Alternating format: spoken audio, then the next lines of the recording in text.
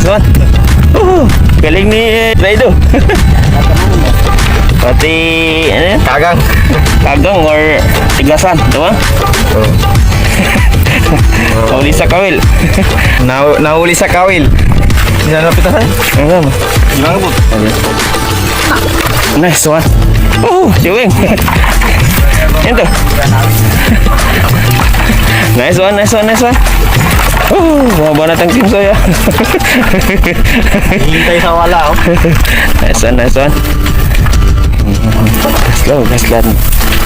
Yan, bid. Nice one. Kaya talaga dulu ni bawah kan. So yun mga kasaya. So hanggang ngayon nangangoy pa rin ng timsoy. Minsan 5 na ang kawil namin na isda. And then pang 6 ang tagasan o parang alimaw, pero hindi siya malaki, sadyang maliit lang talaga yung size ng tagasan na parang alimaw. So yung mga kasaya sa mga karabas, so abangan pa natin itong mahuli naming isda. So God bless. Sa box sir sa Kazaido. Tahu. Okay, so bid. Another one. Wala yun. Bid. Yeah. Shout out pala sa'yo, Pardadan. Okay. Sama. Wow. Buhay na buhay. Fresh na fresh.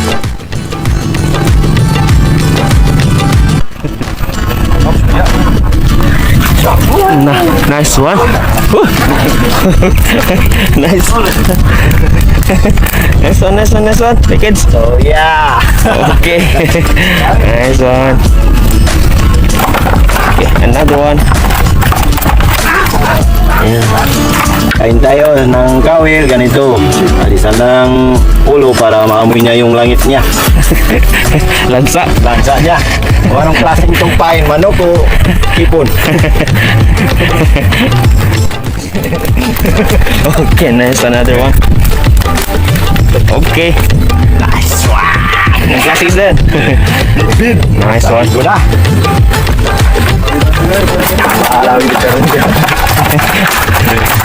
Nice one. Let's go. Okay. So yun mga kasoya. So hanggang ngayon nanganguil pa rin sila. So marami na kami huli. Yes, dami nila. So yun mga kasoya at mga karabas. So kung mapansin natin, kung makikita natin, sumali na mayari ng biswan na mga will. Yan, si Parandi. Siya yung pinaka-expert dito. Mga will ng isda dito sa loob ng palisdan. Nice one. Nice one.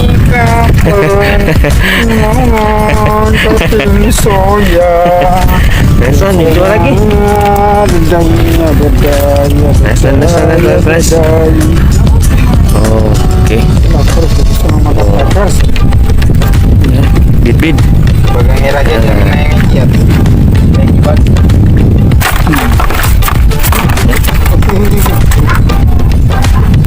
Yan.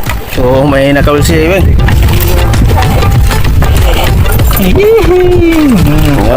Busot-busot na.